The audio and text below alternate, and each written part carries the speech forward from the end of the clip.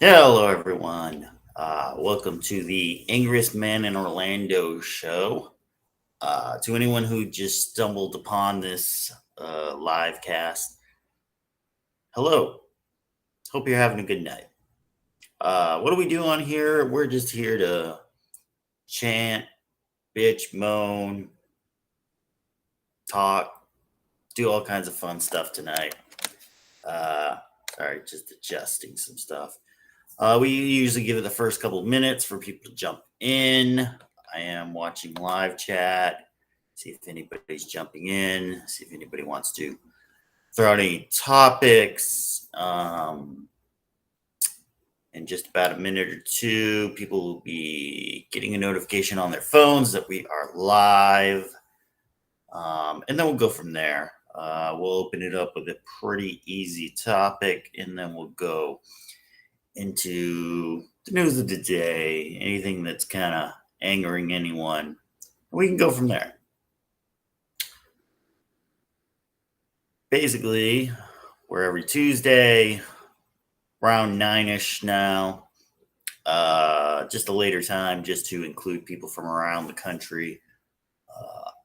As you know, Orlando is in the state of Florida on the eastern seaboard, and we are Eastern Standard Time. So it's about 6 o'clock on the Pacific Coast side. So anyone who wants to tune in and lay out their bones about stuff, they can go ahead, throw a comment in there. So we give a few minutes just to get rolling and go into it and go from there.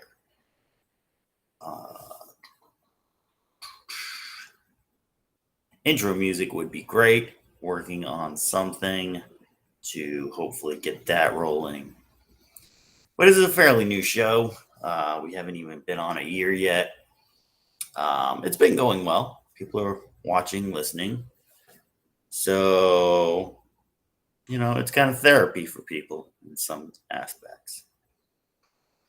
Okay, we're a couple minutes in. So if you start watching this and you want to rewind, feel free to wait for the end of the stream and then we'll repost it and you can just start back from the beginning. Nothing is time sensitive tonight, so you can watch this any day of the week at any time and it'll still be relatable to whenever you're watching this. So we're not even going to put a date or time on this. We're just going to say, hey, here we are, here we go, and we go with that. Yes. Okay, so everybody's getting their messages in now. So let's start off with something that is coming up. As most people can tell, we're in an economy crunch, is what I'm going to call it. It's not quite recession. It's not quite depression. It's more of an economy crunch, a credit crunch. So everybody's got their reasons of why it's happening. Everybody's got their reasons of how you can fix it. And what a lot of things people are saying is on one side, well, why can't you just save money to buy stuff? Like, why do you save money to buy a car, save money to buy a house? Why can't you save the money and just buy stuff? That way you don't have to buy it on credit and it won't hurt you. And out of this almost same breath, at least the same mouth, oh, well, inflation is going up and it's still going up, and the real numbers on inflation are not really realized, and nobody really knows. And inflation is okay. So, does anybody understand what inflation does? Does anybody understand what inflation does? Okay. To anybody that you hear speaking those two phrases together in the same show, same posting on something, same radio network show, same podcast, to anyone who says those two things, why can't you save money? And do you know that inflation is high? They're morons. They don't quite grasp what it is inflation does. You can say those two things and you can sound smart and you can be at a party and everything is like, oh my gosh, like, wow, you really know what's going on with the economy. No, you really don't. Okay. What inflation is doing is devaluing your dollar. Pure and simple, you just can't buy as much as you want with the money you have. Okay. So if you're saving that money, you're saving less and less each day. If you put $1 in today, it's worth $1 today. If you put in $2 tomorrow, it's worth $1.75. If you put in $3 the next day, it'll buy you about $2.50 worth of product. It's not, that's the problem when people start saying those two things together. Well, why don't you just save and buy the car? Because the amount of car you're going to get will not be the same. Even 10 years ago, if you were to buy a $7,000 car, that car would last you a pretty good while. You go look at a $7,000 car, even now when prices are going down, and they are going down, a $7,000 car is still probably going to have over 100,000 miles on it. And for some of those cars, that's half its life right there. So you're not going to get a full, 5 years out of it. Maybe you get 3 if you know what you're doing, which a lot of people don't know what they're doing with cars anymore, which is amazing. So in order to buy the $7,000 car 10 years ago, it's going to cost you around 11,000. And if you try to save, it's going to cost you probably 15,000. So that's the problem when people come out and say these two terms together and say, why don't you just save? But oh, did you know inflation is going up? Yeah, they don't have a clue how to figure things out. They're just using the buzzwords and the buzz terms to make themselves sound like they actually know what the hell they're talking about, and they don't. Now, I'm not saying I'm in that boat. I don't say that kind of stuff. I say, listen, find value in stuff. If you can justify buying the $15,000 car and you're going to keep it long enough that it makes it sense to use it, or if it's a specialty vehicle that you need, if you're, in a model studio and you're trying to do photographs of hot women on cars, you're not going to buy a Toyota Corolla. No, you're going to buy something exotic so you can get the photos and make it do what it needs to do. If you work a construction company, you're not going to buy a minivan. Doesn't do what you need it to do. So you need to find the value in the vehicle. If you do Uber, you're not going to buy a 2-seat Corvette now, are you? No, because you won't be able to fit as many people. You won't get the Uber that you want. That's the problem. Find value in what you're trying to buy nowadays. Don't just say, oh, well, I'll save up for it, or I'll get credit for it, or no. Find value in what you're buying. If what you're buying is either going to save more than what you're getting out of it, or it has an intended use for you, then go ahead and buy it. If it's not there for anything other than you just want it, then don't buy it. Wait. Because as you can see, we're in a crunch right now. Companies are starting to get antsy. They're trying to pull out these deals. McDonald's, number one culprit right now. They're pulling out a $5 deal, which starts June 25th. So it's a meal consisting of your choice of McChicken or McDouble, a 4-piece nugget, McNugget, a small fry, and a small soft drink. It's so funny because 6 months to a year ago, they had the same meal in their app at $4.99 that they had for years. Mysteriously, it disappeared, And now they're bringing it back and only saying that they're going to bring it back for about a month or so. So people are complaining. Why don't they, why don't they bring it back for all of us all the time?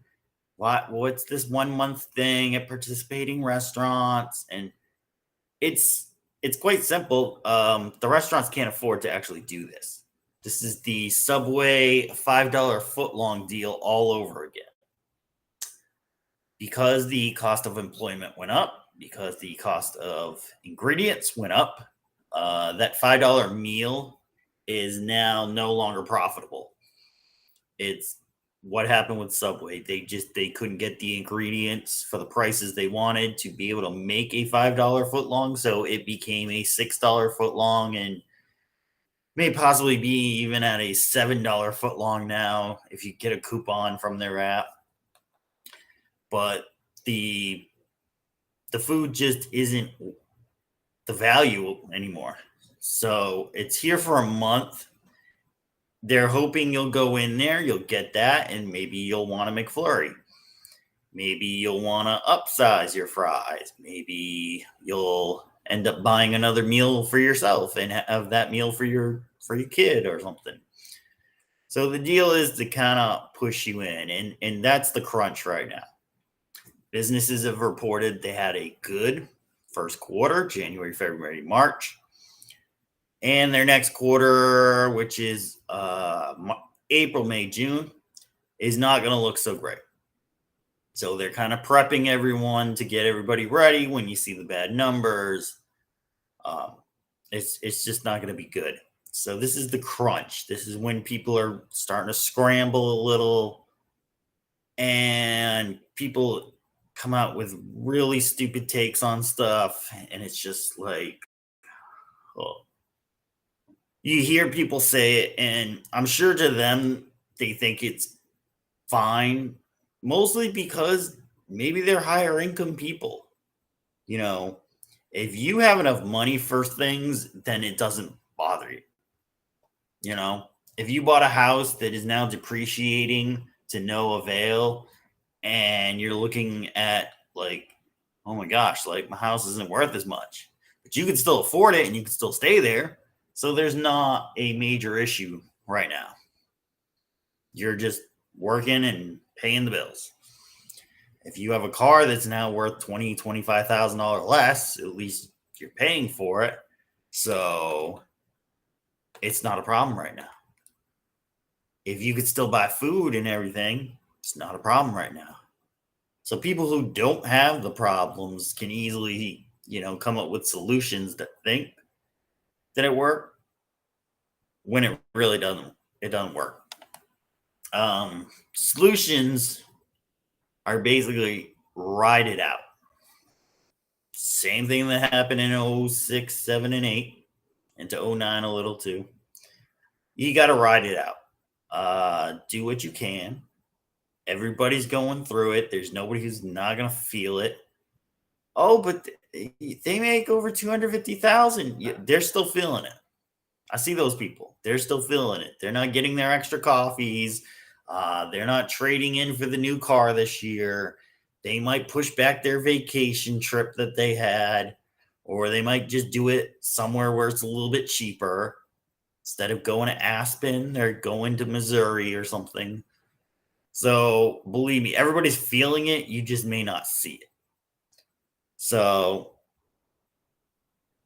it's the crunch. The real pain comes when everything gets spilled onto the market. So all the repos, all the cars people are selling because they can't afford it anymore, all the toys people are selling because they can't afford it anymore, houses people are selling because they can't afford it anymore. Once all of it hits the market, that's when it really just tumbles everything. And you saw that in 08, 09, where houses were almost like 50% off. I know a couple people that were selling motorcycles, like $2,000-$3,000 motorcycles. They sold me for like $400 or $500 each one. I was having a good old time buying a bunch of stuff. It was fun. So you know, that's where it's going. And is there anyone that can stop it? No, not really. You kind of have to flush the system. It's kind of backed up too much and you got to flush it. So you just sort of ride it out the best you can. If you have to downsize on something a little, instead of buying Bounty paper towels, you buy the, supermarket brand paper towels. You'll be okay. And you just go through it. But to the people who want to sit there and try to be like, oh, if you just do this and do that, oh, it's going to be so bad. It's like, no, they don't know what they're talking about.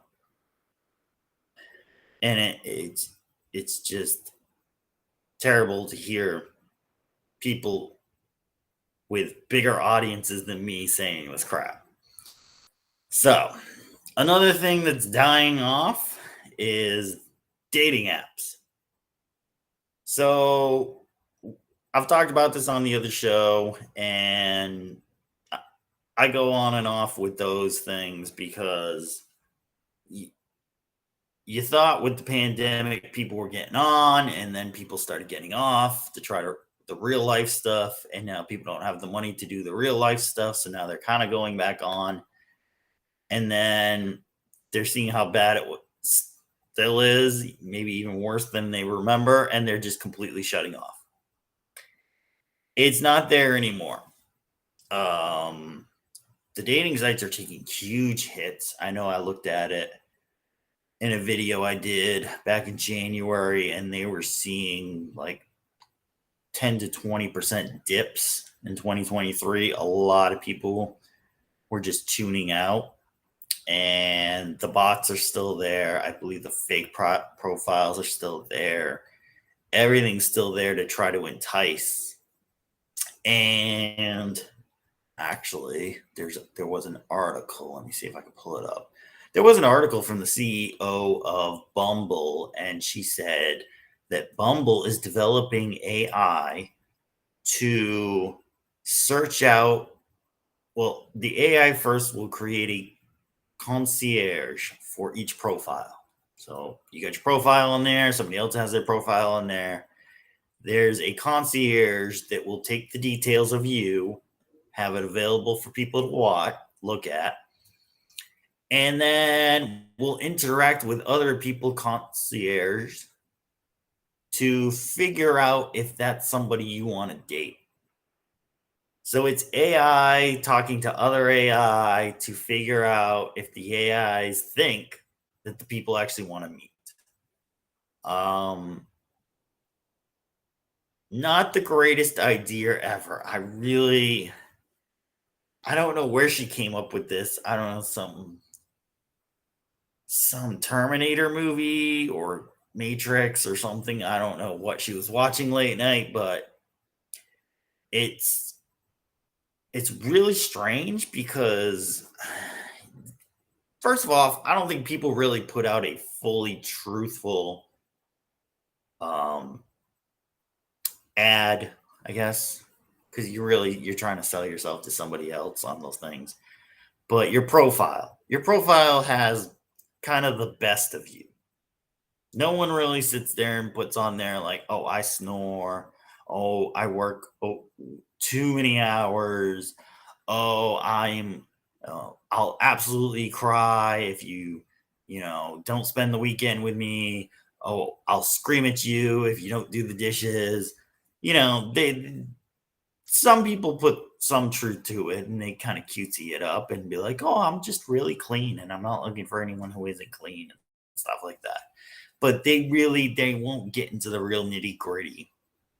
So the AIs are going to assume that most of these people are almost like perfect people, and they're going to try to interact and sell you on somebody that you probably wouldn't even look at.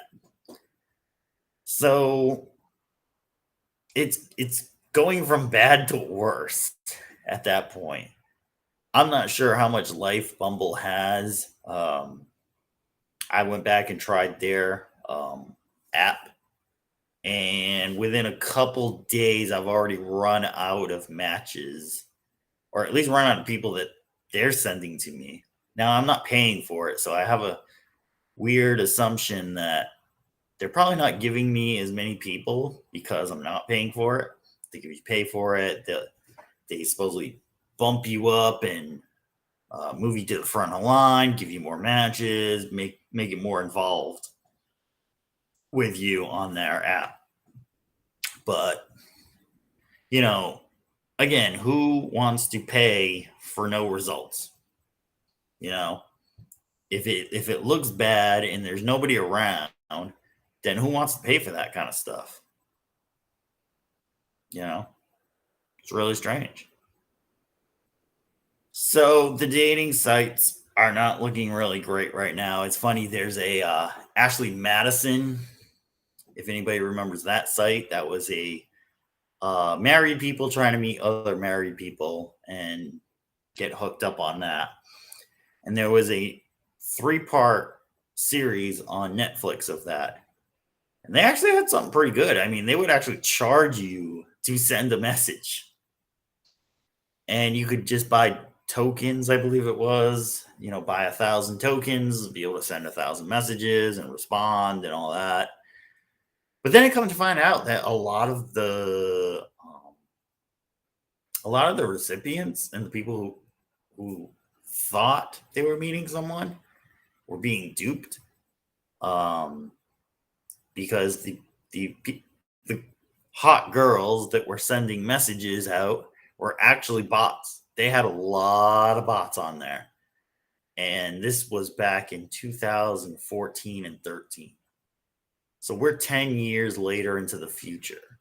So think about how many fake profiles, how many bots, how many fake pictures, AI, and all that other stuff is on it.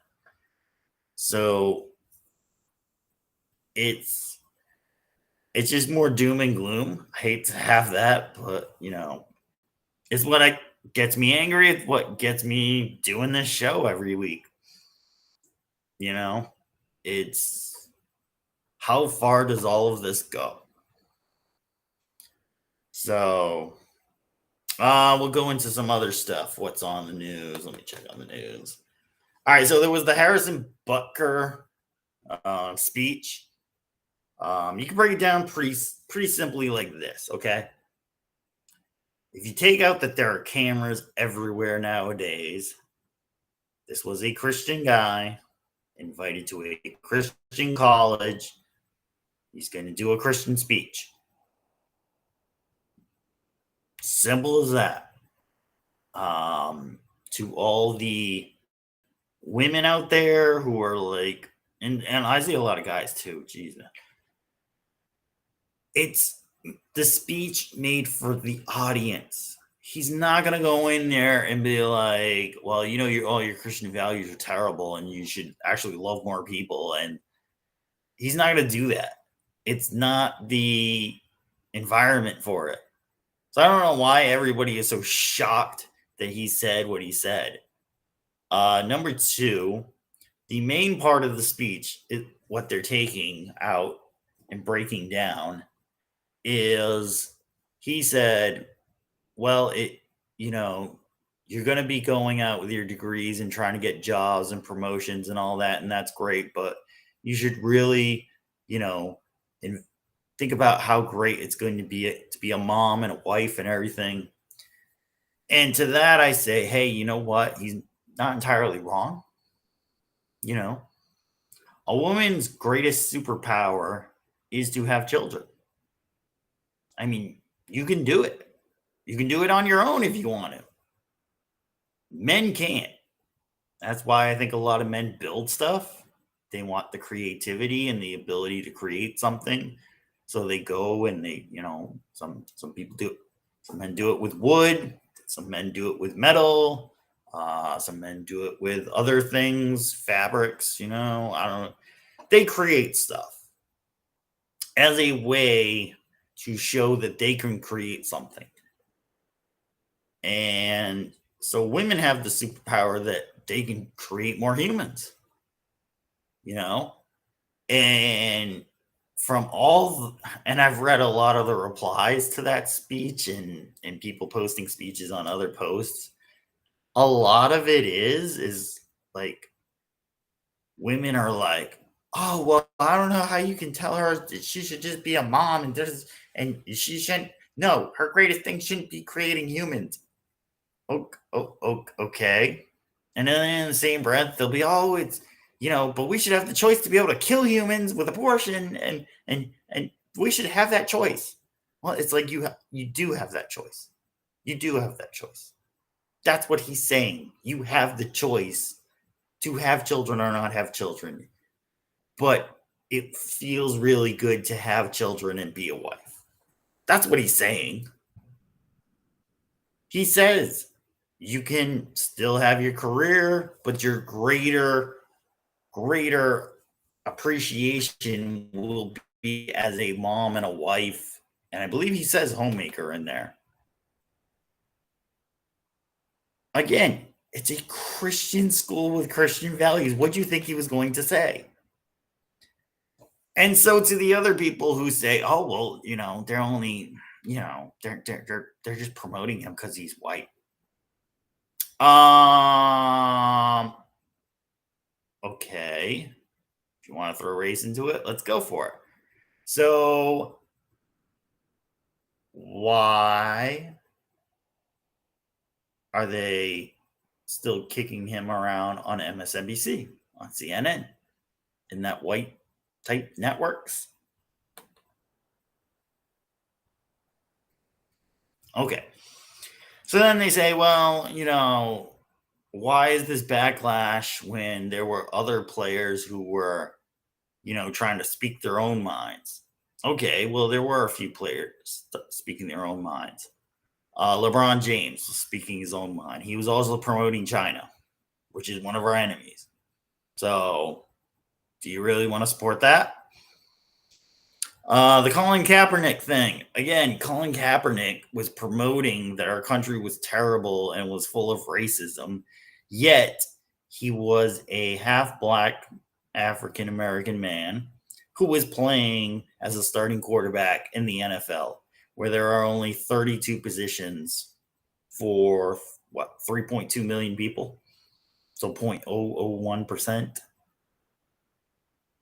or something like that. My math's terrible right now. I think if there was as much racism in the country as he said, I don't think he'd be a starting quarterback. So get off your knee and go deal with it if you think it's that much of a problem. You had a platform, yet I didn't really see you do squat to improve anything. So to the people who want to say, well, why don't you just tell Butker to shut up and kick? Again, this was a private event at a college, and if there were no cameras there, he still would have said it. So, and I've heard his jersey has actually become the number one top selling jersey in the NFL. So it's funny, the NFL didn't disavow it, but I guess the word is stepped away from his message and said that they did not share the views of him. Well, I've heard from Andy Reid, his coach, that Andy is going to stick by him. I've heard from the Hunt family, who own the Kansas City Chiefs, they are going to stick by him. I have not heard from Travis Kelce, who is a teammate of his, who dates Taylor Swift. So here's the fun part about this, because we get to be fun on here too. We don't get to just be angry. It'll be really funny to see the games that Taylor Swift is at if the girls still tune in, even though Butker is there kicking. And from what I heard, the NFL actually looked at Taylor Swift's traveling schedule for next year and tried to get as many games as they possibly could where she would have the day off to be able to go to them or be able to travel to them. And I believe they were only able to They were able to get all of them except for 4 games that they could not schedule around her scheduling. So 14 games they are expecting Taylor Swift to be at, where they have a guy who says women should just be homemakers, according to the news. So that's going to be really interesting to see if people tune in, tune out, ratings, sales of jerseys. Where does it go? I don't know. It'll be really interesting to see what happens this upcoming season for the NFL. All right, so what else we got in the news? So we'll touch on it real quick. We got a little bit of time. Diddy came out Sunday with an apology. If you want to go watch it. I believe TMZ has it and a couple other things. Here's what I'll say from what I've heard.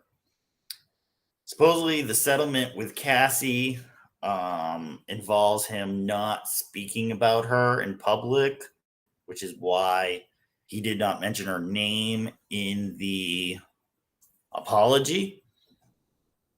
But the strangest thing is he says it tore him up then and it tore him up now. And it's like, if you tore it up so much, why didn't you do an apology then? So this is just basically him just trying to come out to the public forum, public court, and throw himself at the mercy of the public judge, which is everybody here. I don't think he's completely done. He'll take some time off, then he may come back, be producing some stuff, and stay in the shadows for a bit.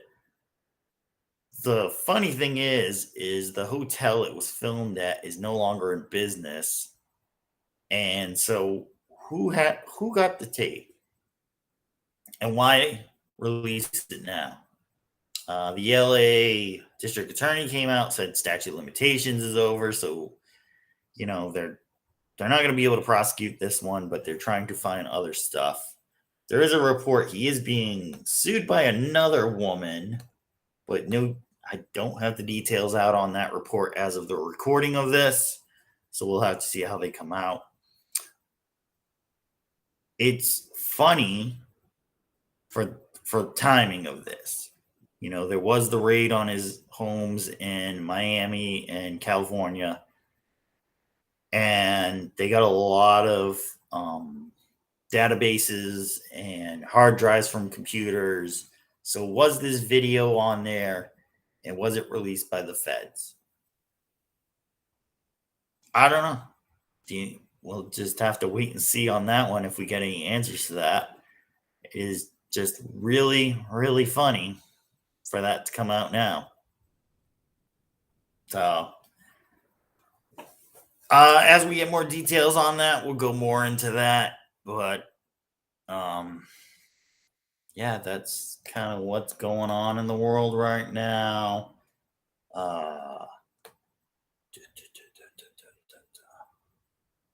They are confirming that Iran's president, Raisi, has been killed in the helicopter crash.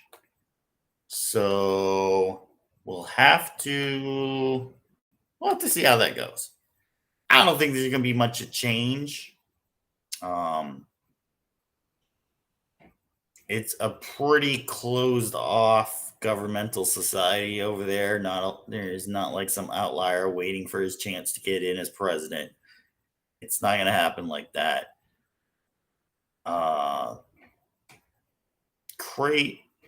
Crazy circumstance. I mean, I didn't even think it was his helicopter that went down when I first heard it, but I guess strange things happen nowadays.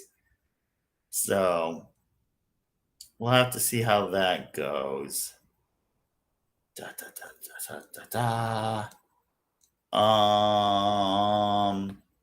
Trump's defense team closes out their case for the for the hush money trial. And it looks like Michael Cohen stole $60,000 and admitted it on the stand. So, I mean, their whole witness group is just absolutely in shambles. I don't think you can believe any of those people.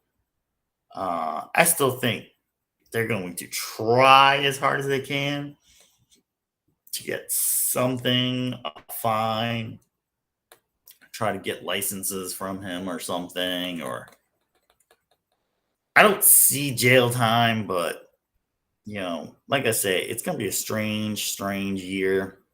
Things are going to happen that are going to be weird. So just go with it. Like I say, just be ready. Just try to survive it all. And if you're angry, feel free to come here, let some things out, talk about stuff. Let's feel better together. Anyway, so yeah, that's gonna wrap it up tonight. Not a long show tonight. Again, just a few things just to get off my chest, let it all out. So I also do another show, Two Men in a Room. It's Thursdays at 8 o'clock. Just simply search the number 2 Men in a Room, and you'll see my smiling face on there or our logo. And we do some great videos over there. It's a little more upbeat, a little more fun. So I hope everyone enjoyed this little montage of news and stuff that makes me angry. And stay tuned on this channel. We'll be dropping videos and live casts, and feel free to jump in on any one. Make sure you're subscribed or following so you get the notifications of when I'm on. And I'll try not to have an earthquake again and shake the damn camera the whole time. But yeah, it's basically here for your enjoyment. So feel free to jump in anytime. Be back next week with a whole new slate of stuff to be mad about. And I hope everyone has a great week. And I'll see you next time.